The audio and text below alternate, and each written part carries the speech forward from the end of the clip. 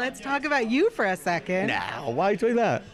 Because I was a big fan of the Constantine show. I did the after show, and now we're here. We're Legends of Tomorrow. We're finally seeing Constantine the way he should be, the way that fans want to see him. What can we expect next season? Oh, you know, John is someone who always comes with a bag of tricks and his own emotional and baggage.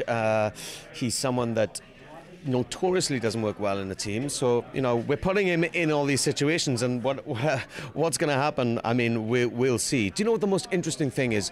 You know, I've read a bunch of the comics, and there's so many different relationships with different characters that you can glean from the comic books. These are relationships that have not been explored in the comic books, so they're all being discovered for the first time, and that's one of the most exciting, exhilarating things of me in this chapter of playing John and bringing him to Legends of Tomorrow.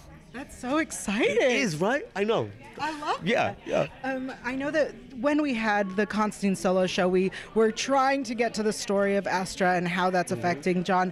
Are we going to conclude that, or is that going to just be carried on forever? I don't know. I mean, like, you know, the whole Newcastle incident and what happened to Astra is such a kind of emotional drive of John's, you know. It's always going to be a part of him. You know, this is almost like it's a different chapter for John. It's a different group of people. It's a specific set of problems that need to be worked on. But it's still going to be there. That's always with him, and something that kind of drives him, and he will carry with him wherever he goes. You know, whether we'll get to explore that right now, I don't know. But you know, it's something that I hope one day playing this character that I get to explore more again. I mean, we did it a little bit in the animated show, which I thought was fantastic, and the script with that was great as well. So yeah, it'll always be there, but whether we get to explore it now, I mean, we've got a whole set of problems, you know, John and the Legends, so you know, we might have to deal with that first.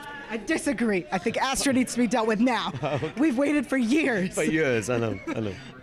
So John has finally gotten to be flirtatious with everyone on television, gotten to really get out there and represent his pansexuality, something that the fans and the LGBT community has been waiting for.